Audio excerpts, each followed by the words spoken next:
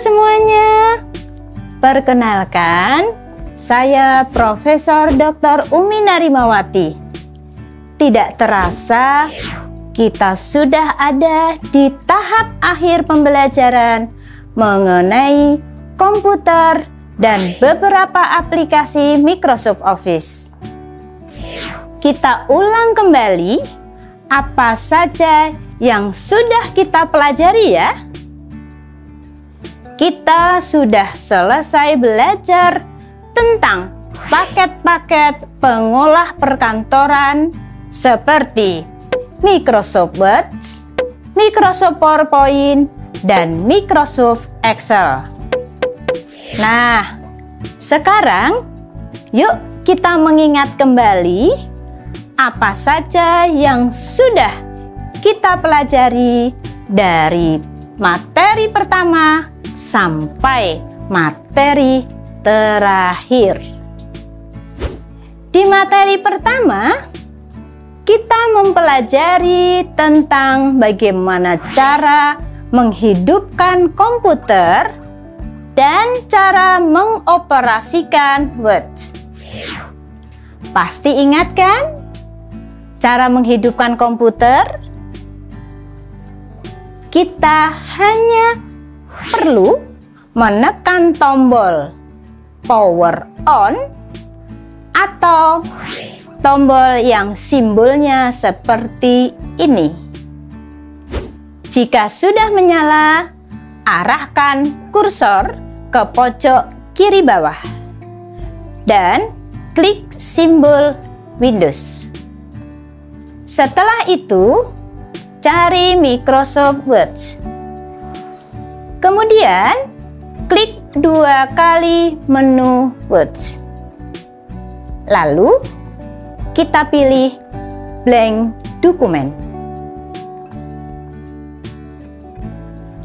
Nah, pada materi pertama ini sudah dijelaskan bagaimana mengubah tata letak dokumen. Dimulai dari menata posisi kertas atau orientasi margin, penomoran halaman, dan mengatur kolom. Kita bisa mengatur kertas di menu tab file layout. Lalu kita klik orientation dan kita akan mendapatkan 2 pilihan posisi kertas. Yang pertama ada posisi kertas portrait dan yang kedua ada kertas posisi landscape. Setelah memilih posisi kertas, langkah selanjutnya yang harus kita lakukan adalah menata ukuran cetak kertas. Klik menu size. Setelah itu, pilih ukuran kertas yang kita butuhkan. Misalnya, untuk membuat laporan kertas yang dibutuhkan ukuran A4, maka pilih ukuran A4. Tahap selanjutnya yakni mengatur margin kertas. Untuk mengaturnya ada di menu margin. Di sini ada beberapa ukuran margins yang bisa kita pilih. Misalnya, pilih normal. Kita juga bisa mengatur margin sendiri dengan memilih custom margins. Kita juga belajar bagaimana cara memformat teks dalam dokumen, seperti jenis font, ukuran, dan properti font. Dengan cara pilih tab menu home, lalu di bawah tab menu home, pilih menu ribbon font. Setelah itu, kita klik dan pilih font sesuai yang kita inginkan. Kita juga dapat mengubah ukuran dan warna font pada pengaturan size dan color. Kita juga bisa mencari, menemukan, dan mengganti teks dengan mudah. Hal tersebut terdapat pada menu editing yang memberi 3 pilihan, yaitu Find, Replace, dan Select. Setelah selesai di materi pertama, kita lanjut mengulas kembali apa yang kita pelajari di materi kedua, yaitu membuat tabel di Microsoft Word. Untuk menambahkan tabel pada Microsoft Word, kita cukup memilih opsi tabel pada menu Insert sesuai jumlah baris dan kolom yang kita butuhkan. Kita juga bisa membuat tabel dengan memilih opsi Insert Table dan masukkan jumlah baris dan kolom yang kita inginkan pada kotak Number of Column dan Number of Row.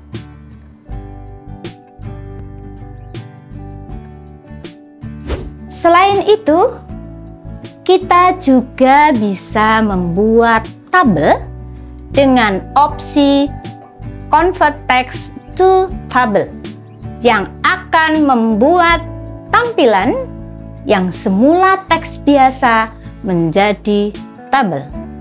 Untuk memperindah tabelnya, kita bisa menggunakan tab Design yang akan muncul saat kita menempatkan kursor pada tabel.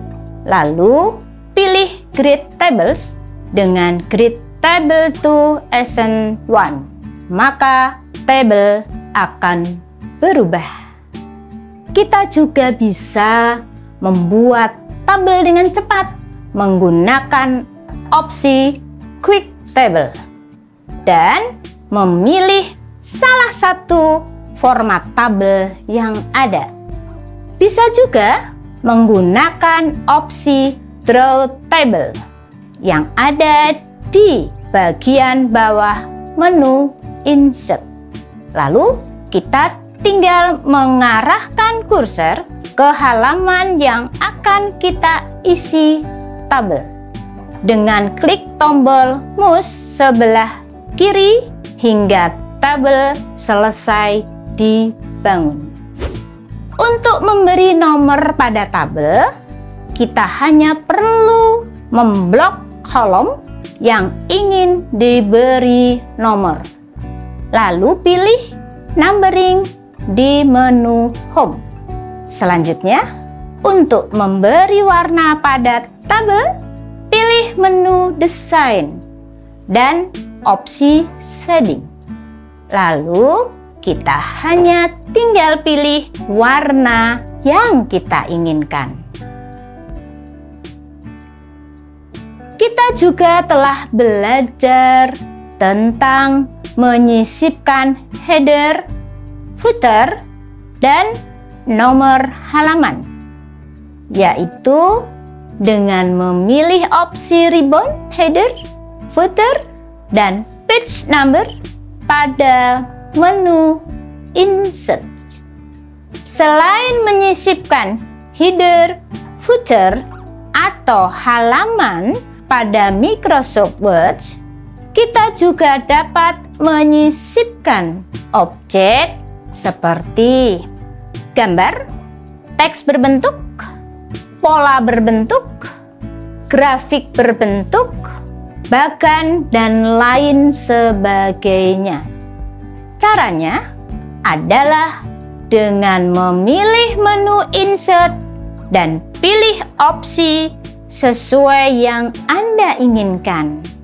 Misalnya ingin menambahkan gambar, maka pilih opsi Picture. Dan begitu seterusnya.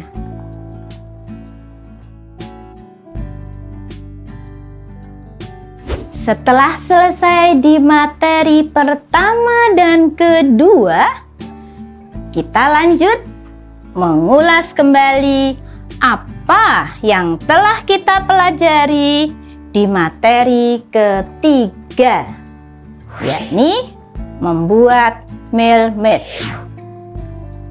Saya ingatkan kembali ya, apa yang disebut mail match? Mail match merupakan fasilitas yang dimiliki Microsoft Word yang membantu Anda dalam membuat surat, label surat, dan amplop dengan menghubungkan dokumen utama dan data sumbernya. Mail match melibatkan dua hal, yaitu dokumen utama yang berisikan teks dan grafik dengan versi sama dari dokumen yang digabungkan. Untuk membuat mail match itu sendiri, kita perlu mengklik tab Mailings.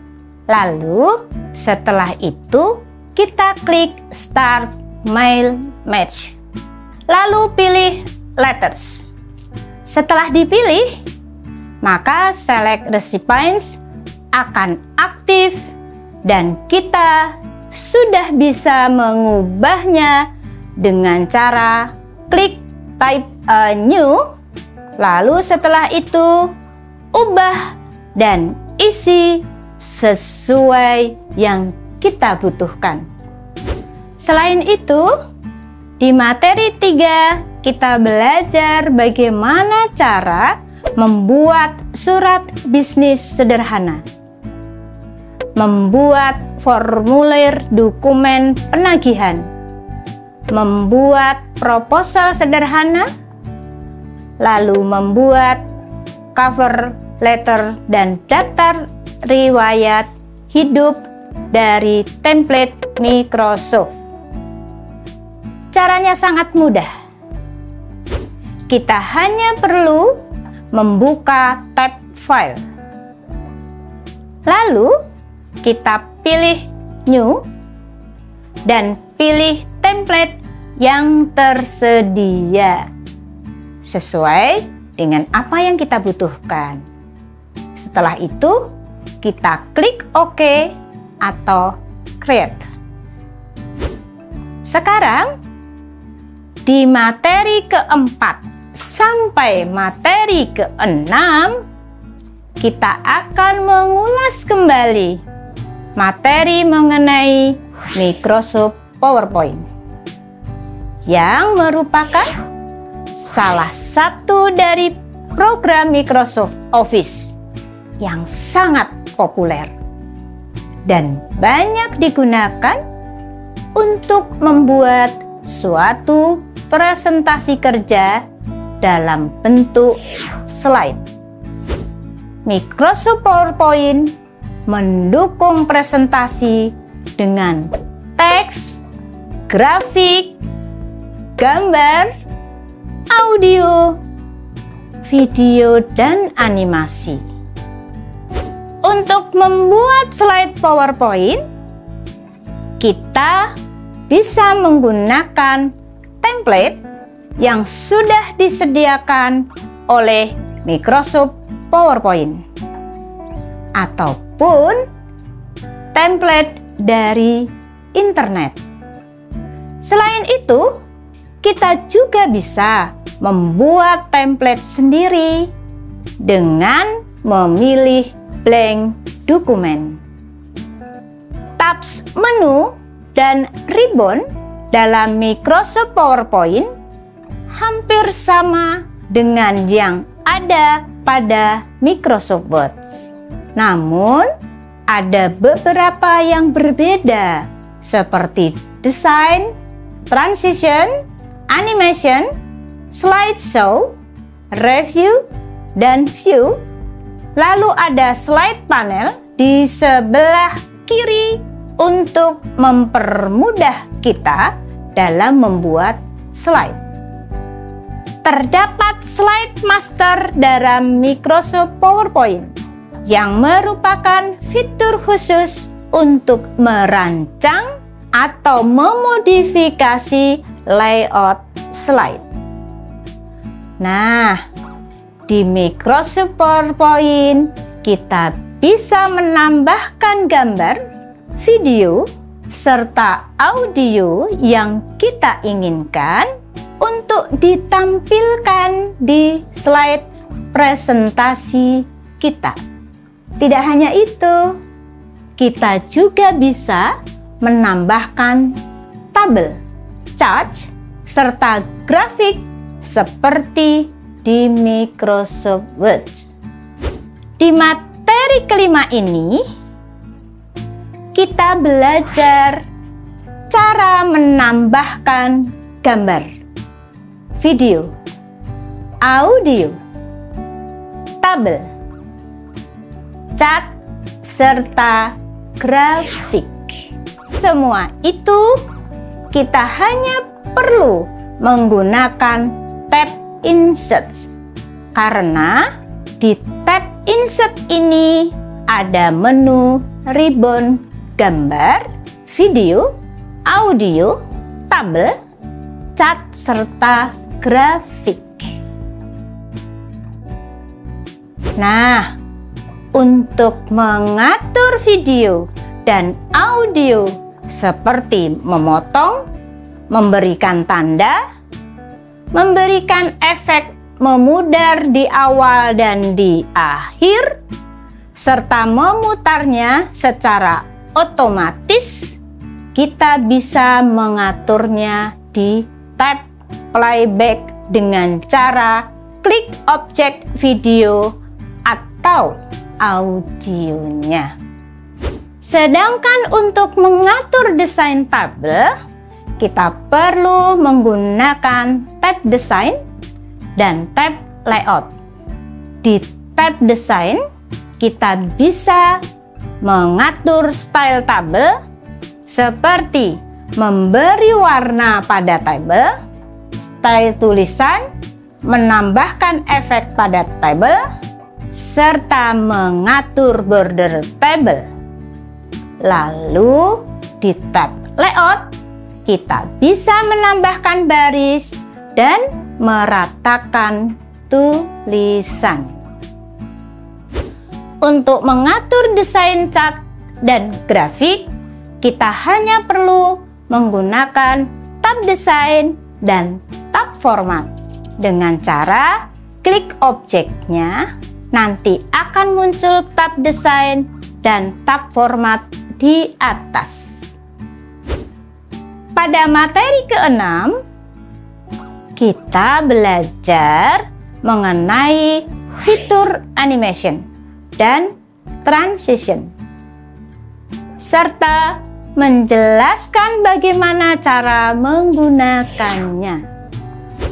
Fungsi tab animation adalah untuk memberi dan mengatur efek animasi pada objek yang telah dimasukkan ke dalam slide presentasi.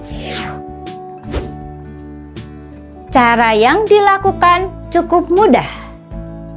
Kita hanya perlu klik kotak yang berisi tulisan, lalu klik tab animation.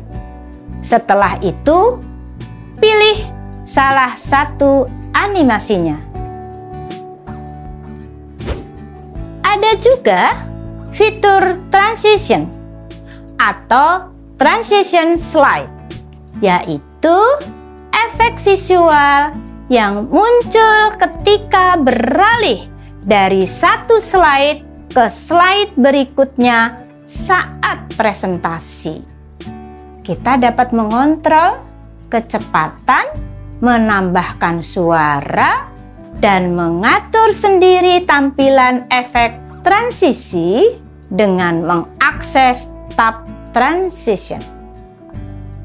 Untuk melihat hasil presentasi atau menampilkan presentasi, kita bisa mengklik slideshow pada pojok kanan bawah.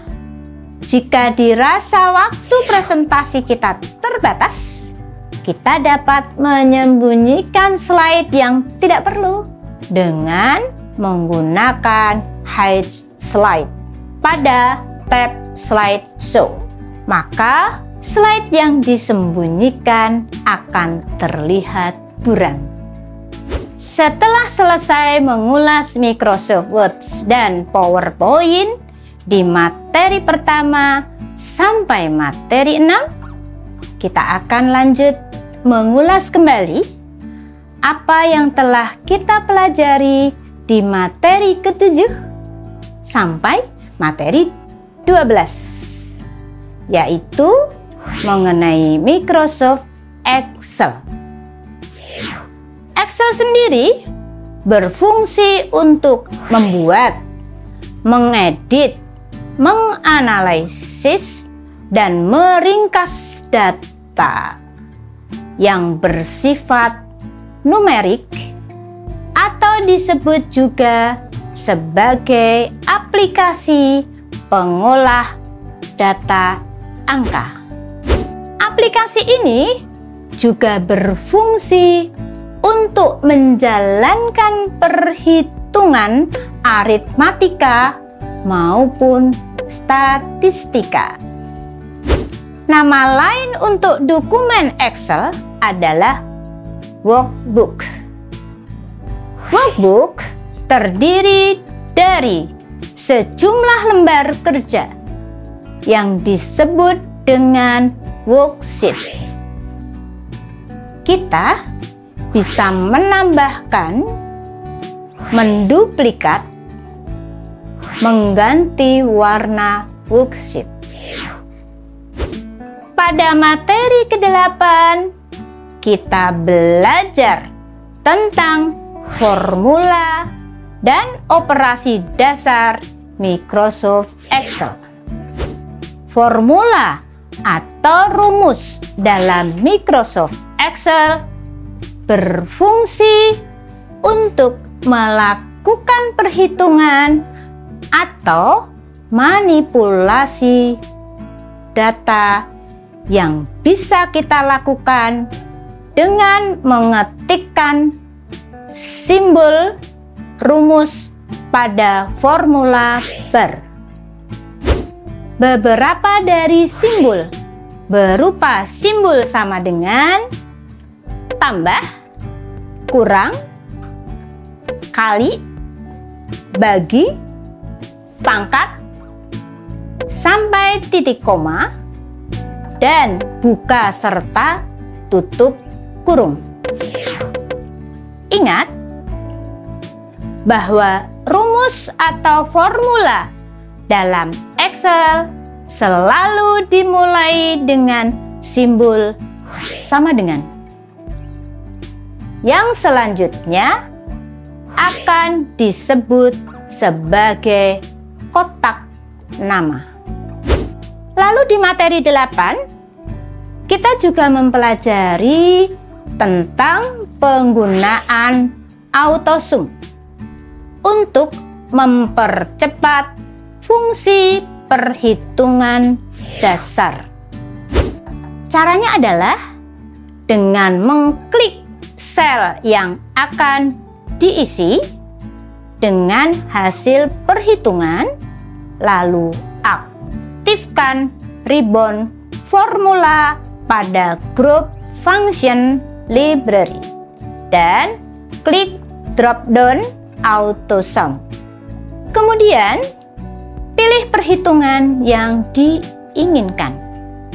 Perhitungan yang tersedia pada Excel adalah penjumlahan rata-rata atau average.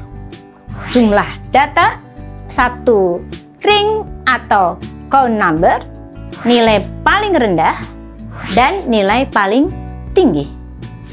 Terakhir, ada fungsi logika AND dan fungsi logika OR. Fungsi logika dipakai untuk membandingkan atau menguji argumen yang berupa nilai logika, bilangan, fungsi lain, formula lain, maupun teks string atau label. Fungsi logika N akan menghasilkan nilai true apabila argumen benar dan false apabila argumennya salah. Sedangkan fungsi logika OR akan menghasilkan nilai true saat salah satu argumen benar meski ada argumen lain yang salah. Berikut bentuk umum dari fungsi logika N maupun OR.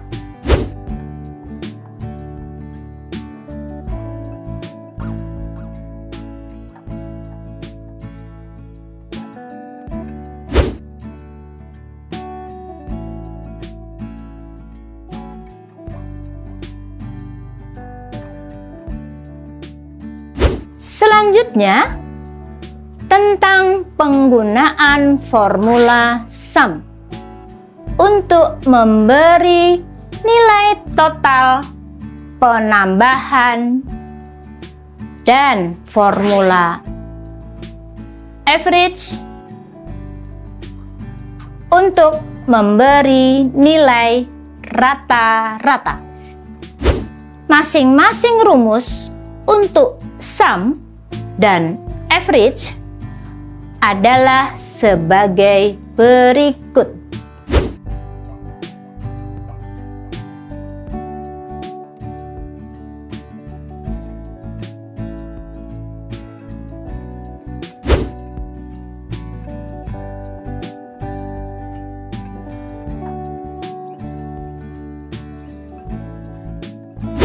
Kita juga berkenalan dengan kolom, baris, sel, dan ring di Microsoft Excel.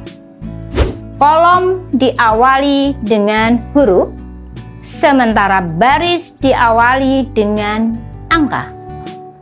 Sel merupakan perpotongan antara baris dan kolom. Sedangkan ring merupakan gabungan dari beberapa sel. Setelah berkenalan dengan kolom, baris, sel, dan ring pada materi 8, kita lebih dalam mempelajari tentang rangkaian data dan jenis sel, mengatur tampilan sel, menggunakan sel, dan memformat sel pada materi 9. Sebelumnya, dalam Microsoft Excel data dibedakan menjadi numerik dan tabel. Numerik berupa data tetap atau konstanta, tanggal, atau jam. Sementara label bisa berupa nama bulan dan hari. Kita dapat memasukkan rangkaian data secara vertikal maupun horizontal. Cara untuk memasukkan data konstanta atau angka adalah dengan mengetik angka 1 di sel A1. Lalu arahkan kursor pada file handle dan tekan tombol kontrol pada keyboard, lalu drag atau tarik mouse ke bawah. Untuk jenis tanggal, kita cukup mengetik tanggalnya di sel selanjutnya, lalu drag file handle tersebut ke sel tempat posisi akhir rangkaian data. Begitu pula dengan memasukkan data jam, bulan, atau hari. Selain data numerik, ada juga data interval. Misal, Anda ingin membuat angka tahun dengan jarak interval 5 tahun. Dimulai dari tahun 1980. Maka, ketik tahun 1980 di sel A1, lalu di sel A2 ketik tahun 1985. Sorot ring A1, titik 2 A2, dan drag fill handle ke tempat terakhir rangkaian data. Kita juga bisa mengatur tampilan sel mulai dari ukuran, tampilan garis-garis grid, border, dan format tabel, penggabungan sel, dan mewarnai sel. Untuk mengatur ukuran, kita hanya perlu ke menu Home, lalu pilih grup sel dan opsi format.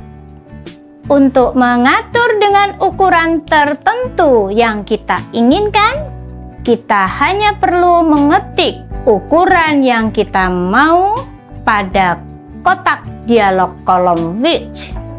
Sedangkan untuk mengatur lebar seluruh kolom, pilih opsi default width.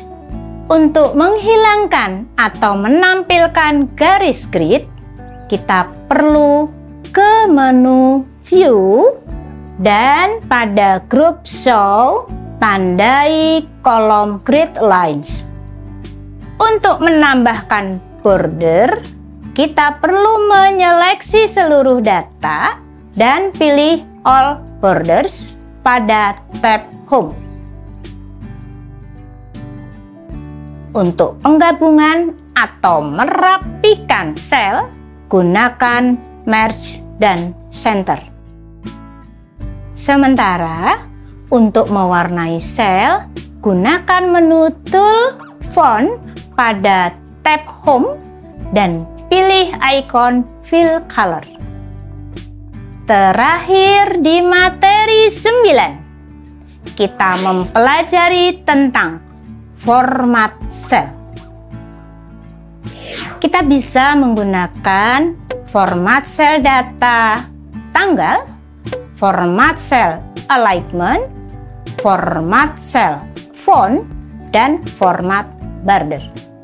Lebih lanjut, pembelajaran Microsoft Excel tentang fungsi matematika, penggunaan formula dasar, fungsi teks, penggunaan upper, lower, dan proper, fungsi left, right, dan middle, manipulasi sel, baris, dan kolom, serta menyisipkan baris dan kolom sudah kita pelajari di materi 10 kemarin.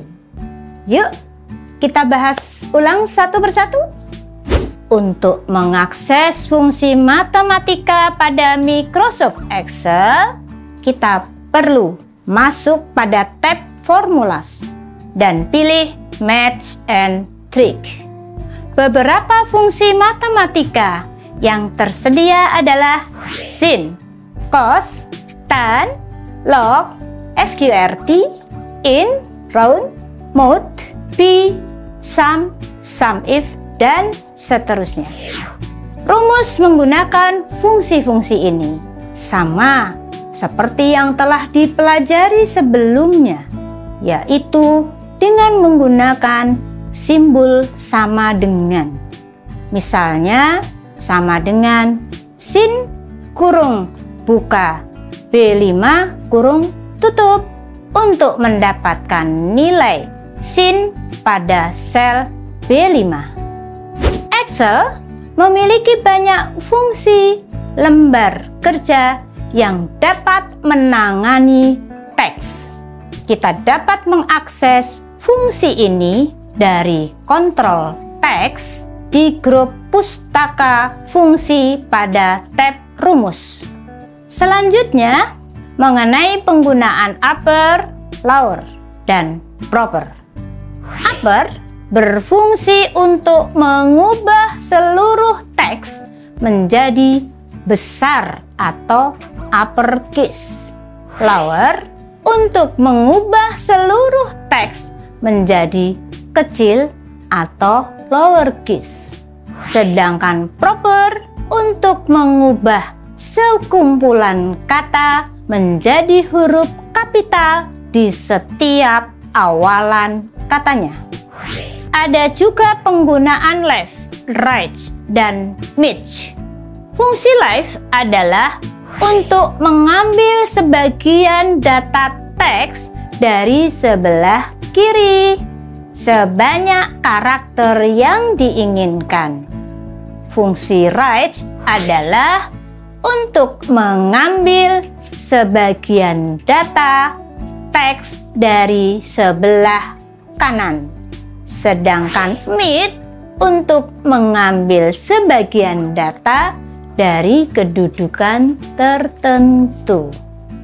Kalau kita ingin menyisipkan baris atau kolom pada Microsoft Excel, kita dapat menggunakan menu Cell pada tab Home. Lalu pilih Insert Sheet Row untuk menyisipkan baris baru.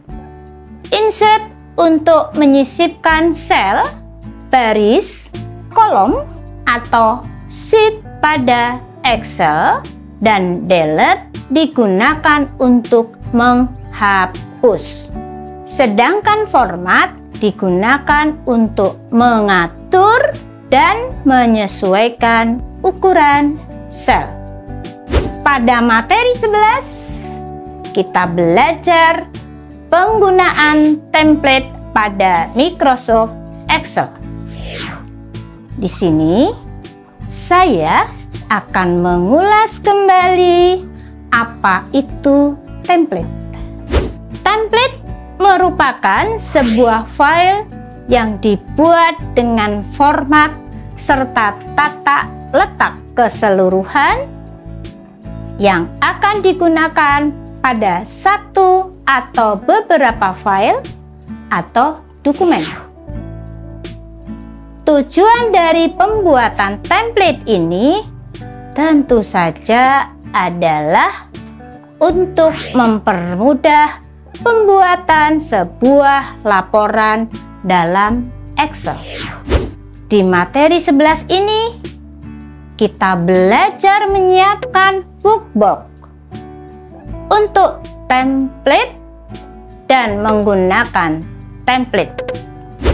Untuk cara membuka template ini ada 3 cara.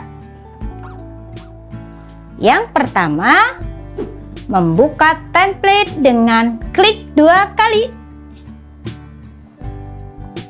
Kedua, membuka template dengan menu Open. Ketiga, membuka template dengan menu New. Lalu, kita juga belajar cara menginput data dengan cepat. Kita dapat mengatasinya dengan membuat formulir input data atau data entry form. Formulir input data Excel dapat membantu mempercepat proses memasukkan data ke dalam sel Excel. Formulir input data juga dapat mencegah kesalahan memasukkan data. Untuk membuatnya tidak sulit. Excel telah menyediakan perintah membuat formulir input data atau tombol form. Selain belajar menginput data, kita juga belajar menghitung rasio untuk membandingkan dua kumpulan data yang memungkinkan kita mendapatkan data mana yang lebih besar atau lebih kecil. Dengan ini, kita dapat membandingkan dua set data. Untuk menghitung rasio di Excel sangat sederhana dan mudah. Penggunaan GCD atau pembagi persekutuan terbesar pada Microsoft Excel secara otomatis menemukan nilai terbesar untuk membaginya dengan nilai yang ada di pembilangnya. Fungsi ini digunakan untuk mengetahui rasio perputaran persediaan barang sehingga dapat diketahui seberapa efektif persediaan barang dikelola. Lanjut pada materi 12. Kita belajar worksheet untuk template bisnis. Template invoice itu sendiri adalah daftar barang kiriman yang dilengkapi dengan keterangan nama, jumlah, dan harga yang harus dibayar. Fungsi utama dari invoice adalah memuat perincian pembelian dan termin pembayaran yang digunakan untuk menagih konsumen agar segera melakukan pembayaran.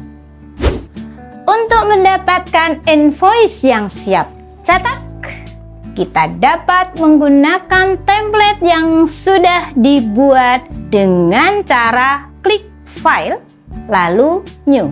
Setelah itu, personal, lalu pilih nama template invoice yang Anda simpan. Selanjutnya, di Excel pun menyediakan kemampuan untuk menampilkan data dalam sebuah bagan atau chart. Kita harus mempersiapkan terlebih dahulu sekumpulan data yang berbentuk numerik atau angka. Bagan pada Excel terbaca sebagai objek. Objek ini berisi satu atau lebih seri data lalu ditampilkan secara grafis. Kemunculan seri data bergantung pada tipe bagan yang kita pilih. Lalu, setelah mendapatkan chart atau bagan yang diinginkan, langkah selanjutnya adalah melakukan format terhadap bagan tersebut. Di Excel, terdapat beberapa bentuk bagan yang bisa kita pilih seperti bagan kolom chart dan line chart. Terdapat 4 tipe bagan dalam kolom chart. Tipe itu terdiri dari cluster kolom dan 3D cluster kolom, stacks kolom, dan 3D stage kolom, 100% stage kolom, dan 3D 100% stage kolom. Terakhir, 3D kolom. Sedangkan untuk bagan line chart, terdapat 3 tipe bagan. Tipe itu terdiri dari line dan line with markers, stage line, dan stage line with markers. Terakhir, 3D line. Selain bagan kolom chart dan line chart, Excel juga memiliki beberapa jenis bagan seperti donut chart, bar chart, area chart, XY scatter, bar chart, stock chart, surface chart, serta radar chart. Sedangkan untuk versi 2016 dan versi versi terbaru, setelahnya terdapat tipe-tipe baru lainnya. Jika kita telah menentukan bagan atau cat yang kita inginkan, kita bisa mengubahnya dengan menggunakan tab desain. Langkah pertama yang harus dilakukan, kita pilih bagan atau cat. Setelah itu kita klik tab desain dan klik change chart type. Lalu pilih tipe cat yang baru pada kotak change chart type. Selesai sudah pembelajaran tentang software Microsoft Office ini. Semoga ini menjadi video pembelajaran yang bermanfaat. Jangan lupa untuk dicoba dan dipelajari ya. Saya Profesor Umi Narimawati pamit undur diri. Dadah!